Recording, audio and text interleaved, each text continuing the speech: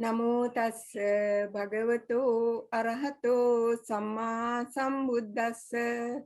Namo tassa bhagavato arahato samma sambuddhassa. Namo tassa bhagavato arahato samma sambuddhassa.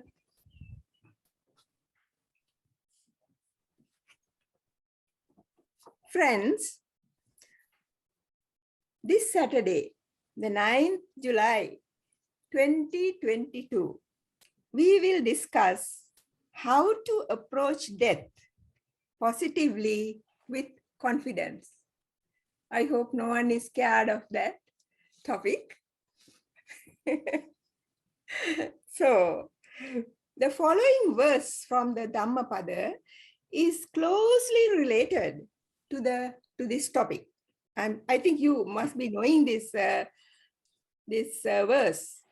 Appamado amata padang pamado machuno padang appamatta nami yanti ye pamatta yata mata. So that is a very interesting verse from the Dhammapada. Now, this is the meaning of this verse. Heedfulness. Heedfulness also can be diligence, is the path to the deathless. Heedlessness is the path to death. The heedful do not die. The heedless are like the dead, even though they are living. Now here, the words appamatto and pamatto are very important. Appamada means zeal, mindfulness, diligence, watchfulness, and earnestness in doing good.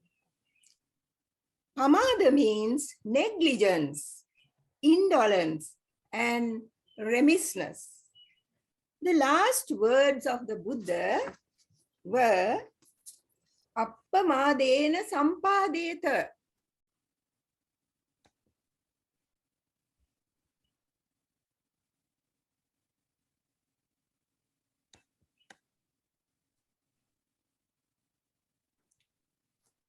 Now that means strive on with diligence. That's what the Buddha said. So, if we are heedful and diligent, even in this life, one could attain Nibbana.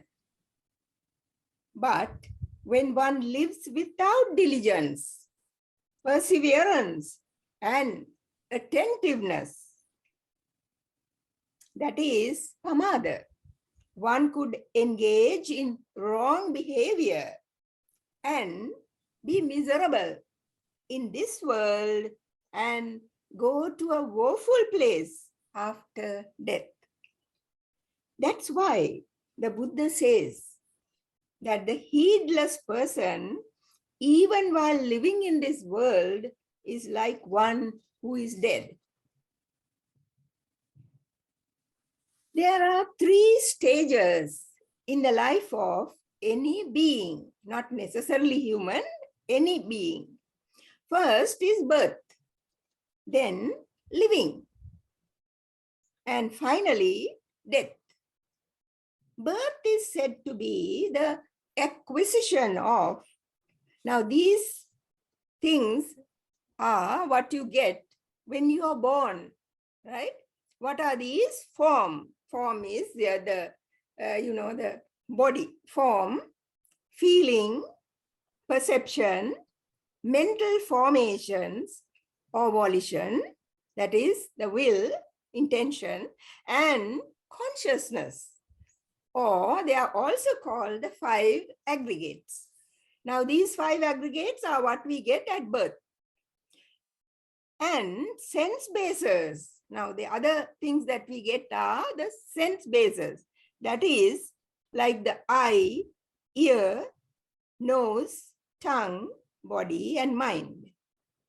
Thus, a child is born. That is how a child is born, from a mother's womb. The birth of a child is a joyful event for the parents, relatives, and friends. Okay, now I'm not going into detail about the birth. Now let's see the second stage, that is called living. Now, this is a practical stage that brings happiness or unhappiness. You can you can do things, actions with your thought, speech, and body. You can use these three ways to create actions. And these actions can bring you happiness or unhappiness. According to the Buddha, all beings are connected. That is, not only human beings, all beings are connected. Not only due to their relationships on earth, now like uncle, aunt, mother, father, brother, siblings, not like that, but also from past connections that may run into the future too. To be happy, we should practice kindness and compassion towards other beings. That is, all beings, not only human. But due to ignorance, we try to satisfy our greed, hatred, craving, even at the expense of others. If we make the effort to understand life as it is, you see, the reality of life, and live accordingly, we could be happy in spite of the suffering in this world. I think no one, I don't think any one of you can say you have not experienced some kind of suffering, right? So therefore, in spite of all this suffering, we could be happy if we live according to the reality of life. The Buddha's recipe for a divine life in this world is the Brahma Viharas. In the Karaniya Metta Sutta, the last verse says, Karaniya, what is the last verse?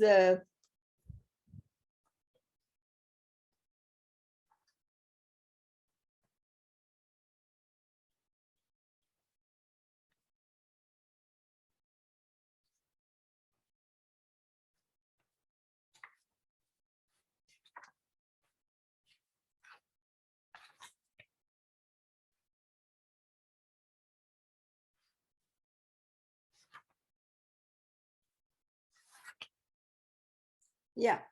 Dittincha anupagamma silava dassanena sampanno kame suvineya gedang nahi jatu gabbaseyang punaretiti. So what it means is, if we live according to the 4 Brahma Viharas, Metta, Karuna, Mudita, and Upekha, then we get a divine life here on earth. So those who practice loving friendliness meditation reap the results immediately. The following is a true story. Now, I'm going to tell you a story, not very long. During the British occupation of India, a Buddhist pioneer from Sri Lanka named Anagarika Dharmapala, you might have heard of him, was trying to rescue the sacred Bodhi tree of enlightenment from the Brahmins who were controlling the place. You see, now after the Buddha died, and after the Parinibbana of the Buddha, after a few centuries, Buddhism was wiped out of India. So the Brahmins took over all the holy places of the Buddhists too. So when Anagarika Dharmapala visited this place, he was shocked and he was very, very unhappy about the situation. So he was trying his best to rescue, to get it out of their clutches. In his zeal, he sometimes clashed with authorities, so that he was suspected of involvement in the resistance movements and against the British. And a British lieutenant was assigned to arrest him. Dharmapala knew he was innocent, so he got a photograph of the officer and spent the whole night spreading metta to him, that is loving friendliness. He did that meditation. In the morning, when the officer came to arrest him, he was struck by a resemblance of the suspect to his father and told Dharmapala to stay indoors so that he would not be caught. He did not arrest him. This is the power of metta. So you can see that is why Buddha says that we should practice metta meditation as often as we can. The Buddha has said that no mother, father, or a god could stop sickness, aging, and death. But the world today is much advanced in science and technology, so that people think illness is something that should not happen. That is what people think, because everything is so advanced in the world. Why should we fall sick? People have not realized that sickness is part of being human and having a body that is changing all the time, and we cannot control it. We wish that things would remain permanent. For example, a permanent well-paid job, house, family, spouse, friends, etc., etc. We think that all these things that are around us should remain the same. The law of impermanence is neither good nor bad.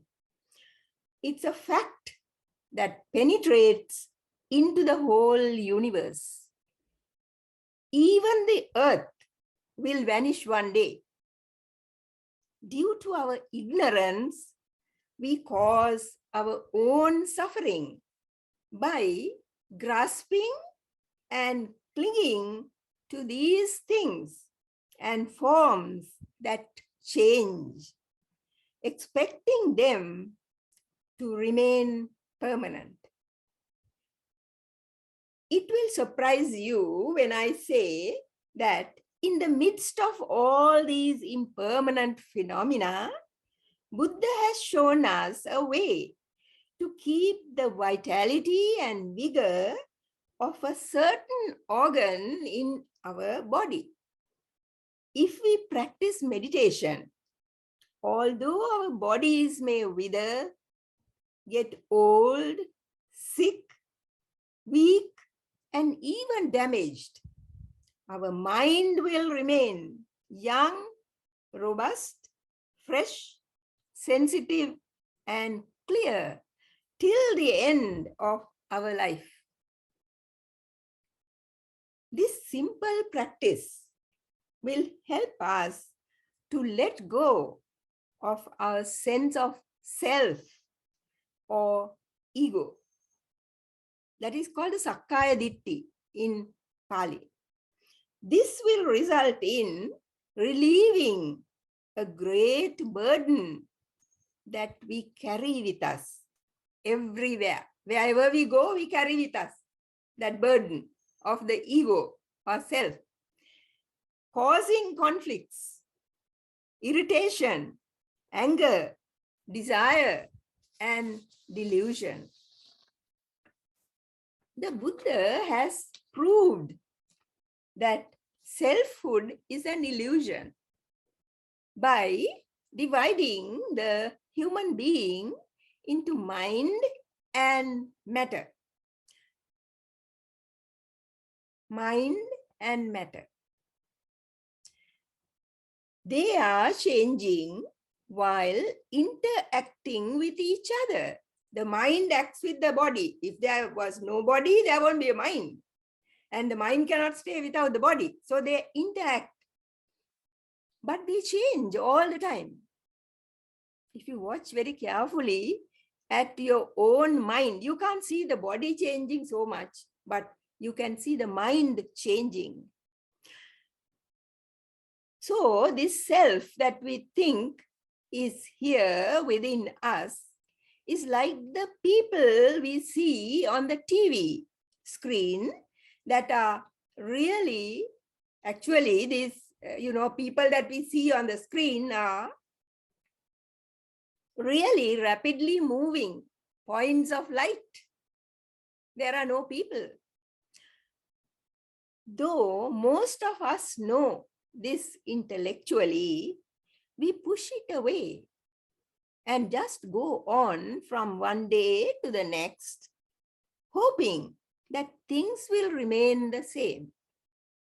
When a loved one passes away, without wisely accepting it as inevitable, we cry and lament. But we could never bring them back. Now, Buddhism is also called the middle path or the middle way. This maxim is not only about spiritual life, but about lay life too. If we could use pleasant things in moderation, now say like a child who is fond of his or her toys until she or he outgrows the baby toys and then discards them for other things, right? So like that, if we also could do the same, when we leave the things we once thought were important for our happiness, our lives become less confusing and stressful. Let us look at this parable and see if it teaches us a lesson. Now, I'm going to tell you a little parable, right? A poor musician lived in a hut with only the bare necessities of life. But he was a good musician and was very happy and contented with his lot. Whatever he had, he was contented. One day, a rich man listened to him and was so pleased with his music, he gave him an expensive pearl as a gift. From that time, the musician's calm and tranquility disappeared, leaving him stressful and worried, afraid that someone would steal the priceless pearl. He was unable to sleep. After a week, he took the pearl to the seaside and threw it into the sea. He felt free and happy again and was able to sleep and enjoy life as he had before the pearl came into his hand. This is why the Buddha says, lay down the burden which we carry with us everywhere. These are, the burden is our hopes and wishes, idea of a self, etc. Now, let us look at the third stage of our life. That is death. How we understand it and deal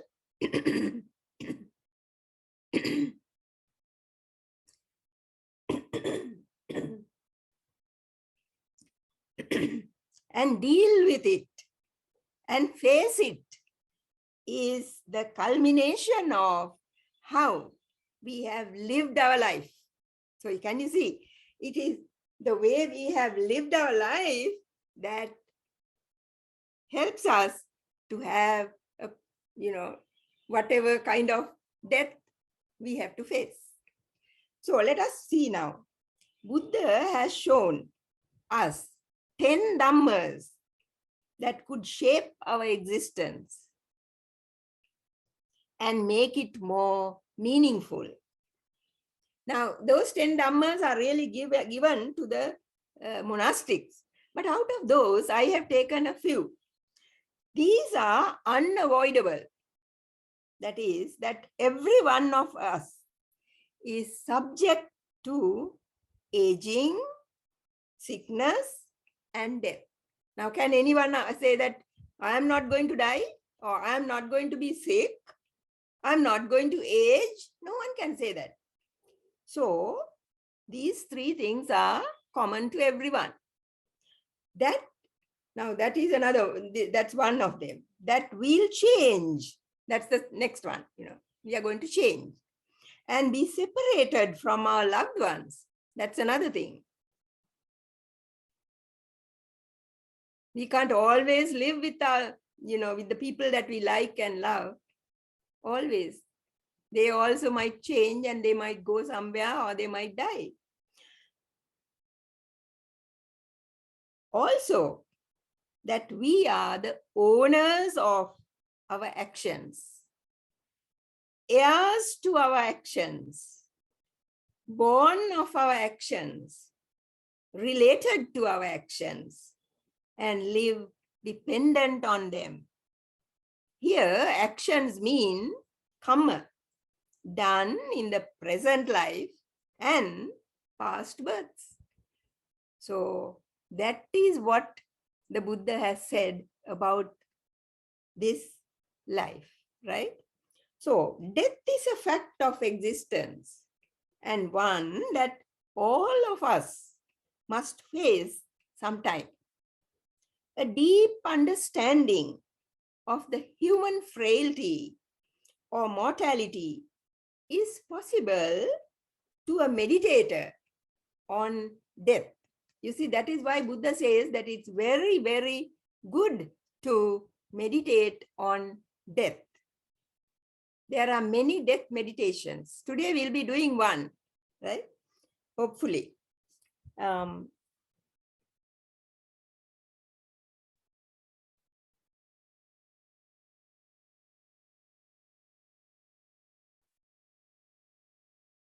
Now, this is known as Samvega. Now, when we do the meditation on death, the result is Samvega. That is spiritual urgency.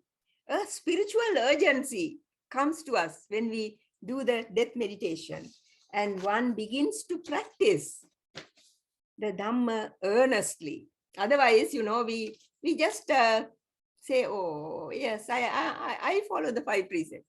But suddenly you come to a point when you might utter a lie, untruth, or you might do some other thing, like killing, little insects or something. So, you are not very earnest about things. But when you get that, when you do that meditation on death, you create within you a spiritual urgency, which makes you practice the Dhamma very earnestly. When you think of aging, it's important to remember that though we are heading towards death, gradual changes are taking place all the time. You see, it's true that we are aging, but every minute we are changing. right? Though we don't see it. But we try to preserve our self-image of youth and ability and spend much time, energy, and money to keep it. I don't have to go into detail. You know, all of you, how everyone tries to keep that image, right? Or most of them. On the other hand, if we observe bodily and mental changes carefully, we could get liberated from that self-image. Then we will not want to keep that image, you know, we will just go with the reality. When illness comes on the body, instead of feeling sad or comparing the present, present sick image with our former healthy body, think of the possibilities now of practicing if we know how to do so. That is, now if we know how to practice meditation, when we are aging, when we are sick, when we know that this is happening to us, we can practice so that we will transcend our present situation.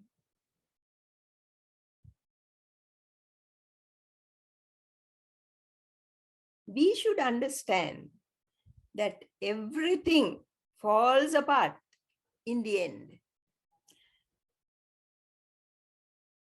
Sickness and pain comes and goes, arises and passes away, for that's the way of impermanence. In our breath awareness, we usually do the breath meditation, the breath awareness or Anapanasati. Meditation, we are watching a simple function, the bringing in of air into the lungs, which allow us to live. Each exhalation is a letting go, and at some point, only the exhalation will take place. Now, all the time we are taking in, inhale and exhale. But at some point, there might be only the exhalation, going out only, no taking in. Without a following inhalation, right? Only the exhalation. This marks the end of our life. That's how the end comes. When Jesus was living, a rich young man asked him how he could find eternal life. Jesus said, "Give up all that you have and follow me." The young man couldn't do it. So he walked away sadly. But sooner or later, all of us will have to do it. For we are clinging to things that cannot last and we can't take with us. Unless we change it into meritorious acts of generosity and compassion, kindness, and so on. As Shantideva, now Shantideva is a sage. He was a monk, really. And he lived in the 8th century. Another ancient sage has said, now this is what he said, when my time comes, the only thing that will provide safety will be the purity of my mind stream.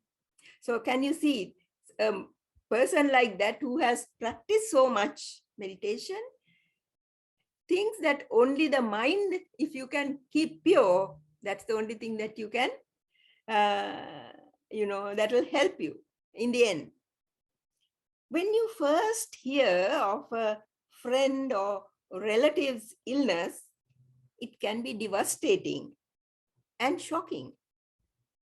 You want to do something to help, but a great feeling of helplessness and isolation, wanting to fix the problem, but the great feeling of helplessness, isolation, and anything cannot be done. I cannot do anything, unable to do anything, may be the first reaction. But friends have this incredible opportunity to provide some relief to their friend. And also the caregivers, we should not forget them, because they are the ones who look after our friend or relative. Even just being there to hold the friend's hand or listen to what she or he has to say may help. You must have patience and kindness, not only to the patient, but also to those around her or him too. Being able to understand and share the feelings of the patient is what is known as empathy, where you almost put yourself in her or his shoes, right? That is just a saying. It's a time for heartfelt words and actions, and actually see what the patient needs. If the patient talks about new symptoms that have come up, or pain somewhere, or not being able to attend an upcoming event, or being tired of being sick, you could respect the wishes of the patient and talk about the symptoms like shortness of breath or nausea. You might say, tell me more about what you think is happening now. Or you might say, this would be important to discuss with your doctor. Can I help you to make a list of questions for the doctor? An actual suggestion which might help, and not an evasive kind of answer. If the patient is in a receptive mood, you could give more comfort by giving flowers if she or he likes. There are some people who like flowers, so you could take flowers to that person. Or mementos from the past where you two were together, like photographs or videos and other ways of showing your love and care. It's good to voice your emotions by saying, I love you, and even crying, or being silent and holding the patient's hand, or stroking the head or back or arms, and say, thank you for allowing me to be a part of your life, and show how much the friend or relative means to you. This must be genuine and honest. Then the patient will feel that she or he had a lasting, valuable, and meaningful relationship with you. As a part of the end of their life's journey, it's important for your loved one to look back and reflect on their life experiences. One could encourage them to share memories and life stories by asking questions like, which experience meant the most to you? What are your favorite memories? Or you could prod the loved one's memory by saying, do you remember that day when we went hiking? or boating trip, etc. If the patient is not particularly religious, it's not advisable to bring in heaven, God, or the scriptures. But any specially good and kind actions that your friend did, or voluntary services, or even towards animals, may bring happy memories. If your loved one is a Dhamma practitioner, you could talk about the retreats you attended together, or meditation done daily, or donations or dana given to hospitals or to the poor or homeless. Any acts of generosity could be mentioned so that the dying person's last thought would bring joy and happy memories. If the patient is able, you could do things together like playing cards, card games, singing, drawing, and making wishing cards to give to the people who come to visit. Make it a point to visit as often as you can. And instead of saying, let me know how I can help, or call me if you need anything. Now, things like that are very sort of evasive, like, isn't that so? Say, I can help with the kids on Tuesday and Saturday. That is, if there are any kids to be looked after. Or I'd like to cook for you on Sunday. Give a special day. Would you like something in particular? It's good to include your loved one in your plans, making them feel that they are important. If it's a family member, you could say, I love you, and I want you to know that I'll be walking with you every tomorrow of our lives together. So you give that promise, that you will be there for the person who is dying. You should show that you care about him or her, and you will be near to support in any way possible. But you must understand that you cannot solve all the problems or provide answers to all the questions. Allow the patient to say or question anything, but on your part, you need not answer all of them, but just silently listening would be a way of bringing solace to the patient. It will be an opportunity for the patient to voice their fears, loneliness, isolation, and confusion.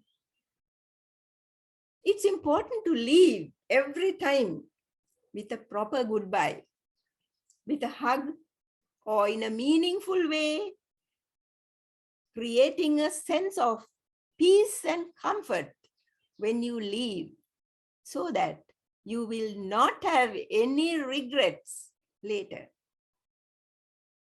Thank you. So if you have any questions, please ask.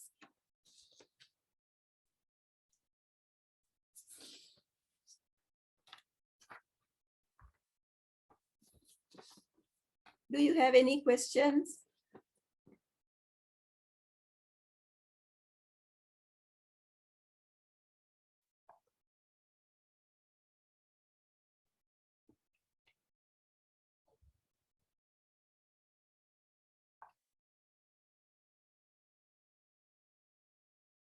No? Okay. Then, today I thought, since our topic was such, I thought we would do a meditation on death. Of course, we could have done meditation like metta meditation, but I thought since we have done this topic today, it's a good thing to do. What do you think? Good. Is that okay? Yes. Okay, then please sit down on a chair or on the floor or cross-legged, or if you're sitting on a chair with your feet down flat on the ground, and the upper part of the body must be straight with the head on your neck and the spine, and try to keep your body as straight as possible so that enough air goes into the lungs. Right? Can I ask a question? Of course, yes. I couldn't get my microphone turned back on in time. That's all right. Okay. So apparently it's on now. Just a quick question. Yes. I have a friend who is in her 80s and she seems frightened of death. And she works very hard to try to stay young looking and feeling young. But I just wonder if the opportunity comes up, is there anything you suggest that, you know, maybe down the road, a couple of years from now, or whenever she is closer to death, or if I get the opportunity in a conversation, what could I say to her? You know, to tell her that death is, I think it's really beautiful. It's part of life. It's natural. It goes with the impermanence of life. And maybe as she progresses, maybe she won't be so afraid. But right now, she seems very afraid of dying. Is she a Christian or what? No, she's a Unitarian, if anything, which is. She doesn't believe in a special religion as such, right? No, I don't think any she idea believes, about rebirth? I don't think she believes that anything happens after we die. Okay. It's for such people, it is not advisable to talk about religion. As I said in my talk also, it's not, because it will only confuse them. But from their own point of view, we could go from there, you know, from where they are. That is, now they are here. Yeah. You could talk to them about how they came here. You know, maybe they came from God, or, you know, maybe, we don't know how they came, but see, they came. Now, of course, we think that it is due to our karma that we are here. But now for her, you know, you could bring up that topic and see what kind of idea she has about how she came to be here.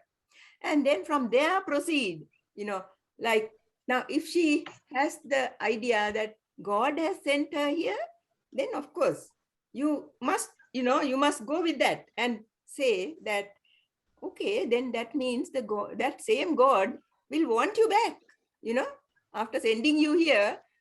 He is not going to, you know, sort of let go of you or abandon you. The God will again want you back. And to join that God, what are the things that you could do? You know, like good things, say volunteer work. Now, you know, I don't know whether I should say this, but a certain monk, who is a very reputed monk, had his mother, who was in her 90s, frozen. When I met her, right? Was still doing hospital voluntary work. I think you might be knowing whom I'm, you know, referring to. But anyway, and she was quite sprightly and, you know, very, very, yes, a lot of vigor and ability. So there are people like that, you know, who like to do voluntary work. Yes. So you must find out the kind of thing that this person might like to do. Maybe some people like to share in, looking after animals in, different places. So like that, or you could also now, that in the Tibetan tradition, they have a book called the Book of the Dead or something like that, Yeah. where they write down all the things that they have done, the good things, Oh, yeah. bad things, the good things. Right. So like that, you could also talk to this person and see what kind of things that person may have done in life. After all, 80 years, she must have done quite a lot of good things. Yes. Too, maybe that She, also. she But has. Yes. yeah. So just talk Volunteer. those things. And Yeah. then that will sort of brighten up the person, and also maybe it might give hope for a better life, if there Yes. is a life after that, or even if there is no life, still it will bring happiness. You see? Yes. That is the kind of thing that can be done to a person who does not believe in rebirth. But otherwise, of course, we could always talk about rebirth. But Yeah. to a person who does not believe, uh, that is the kind of thing that we could do to, brighten the living now. And Yeah. also, if you can provide opportunities for that person to do more good, that will also be good. Yes. Yeah, Right. Yeah. So it's the fear of death, I think, that really. Anyway, I don't want to take up more time, but no, you're not taking up more time, because I think it might help others too. Because you see, there may be others who are afraid of death. Even those who have done a lot of good things and who have, Yeah. meditators even, sometimes they are also afraid. Uh, and that scare or fear is not Right. due to any reason as such. It is just a thing that has sort of come up maybe from past lives. Maybe, I don't know, maybe. Yeah. Because now if we have done good things in life, and if our life has not any actual, special bad things that we have done and we could think of, then we don't have to be afraid, isn't that so? We can always think, I have not done anything wrong. That is one of the things that Buddha says, even in meditation, that what we could do is to see our, all the good things that we have done, and that will bring joy to us, which will help us in our samadhi. Mm-hmm. You see? Yes. So, Yes. That's a good tip. Yes. Thank you. Okay. So now you are ready for the meditation, right? Yes. Okay. Take a few deep breaths and hold the breath as long as possible. When you take it in, inhale the breath and keep it as long as possible before you exhaling, and slowly exhale 1 or 2 times.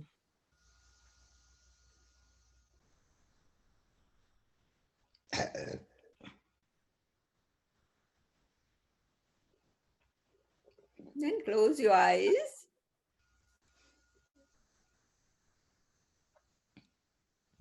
Now, when you think of death, this is one of the things that Buddha has said.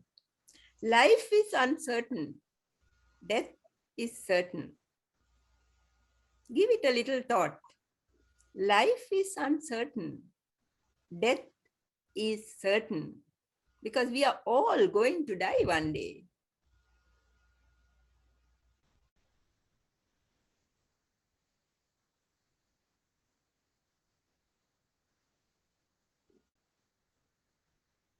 If we accept life, because we like life, that is why we cling to life, and we grasp it, right?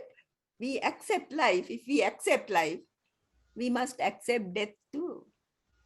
Because that is also something that follows birth, right? Follows life.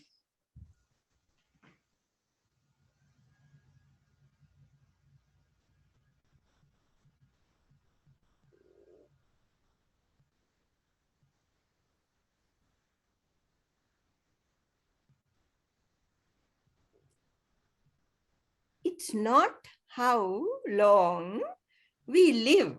You know, we can live 100 years.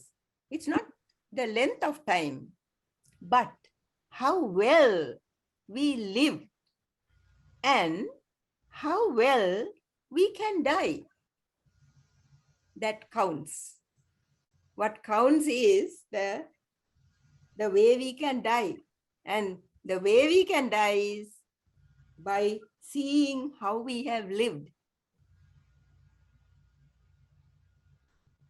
So think of your own life and see how well you have lived. The good things you have done in life.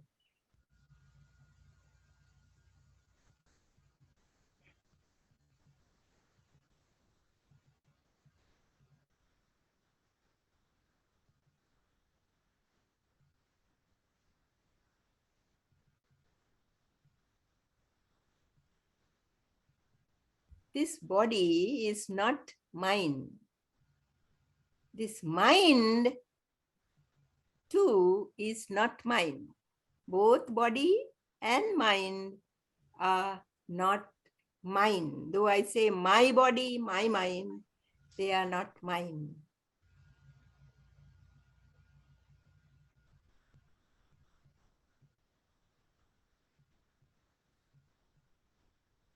So I'll let go of both body and mind.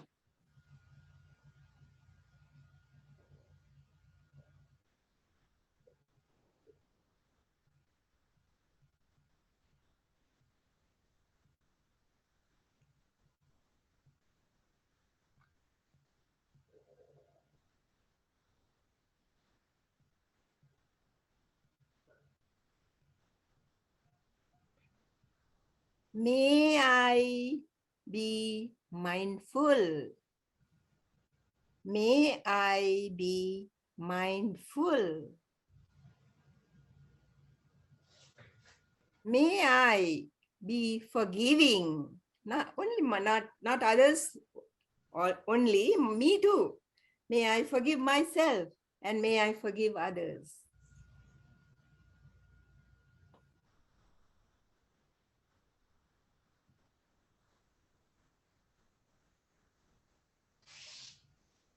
May I not hoard, but be generous and giving.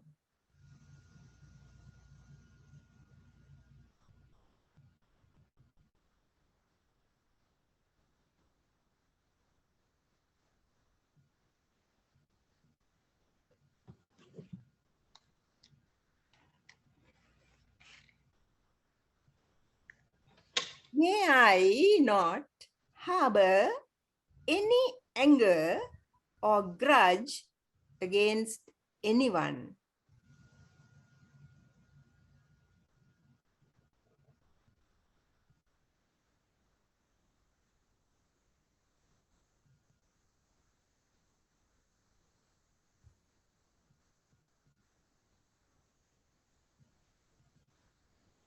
Thinking about death, may I be kinder and gentler with myself and others.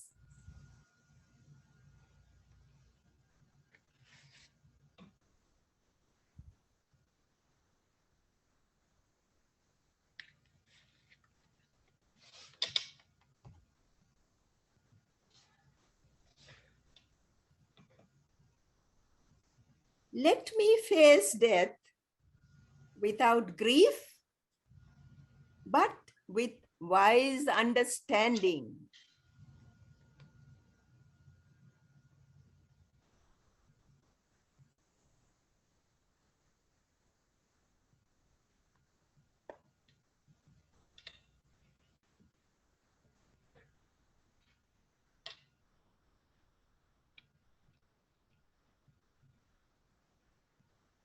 Let me do all the good I can while I'm alive.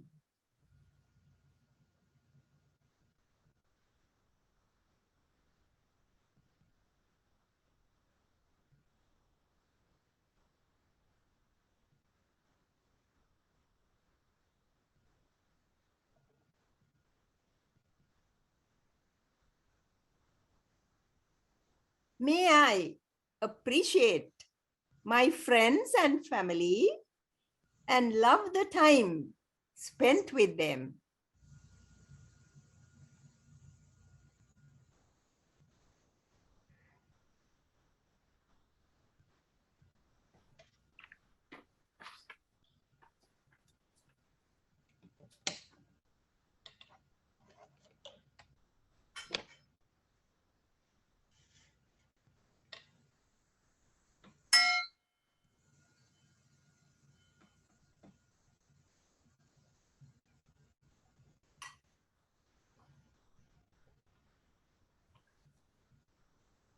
So we come to the end of our program for today. I hope we can meet in 2 weeks' time.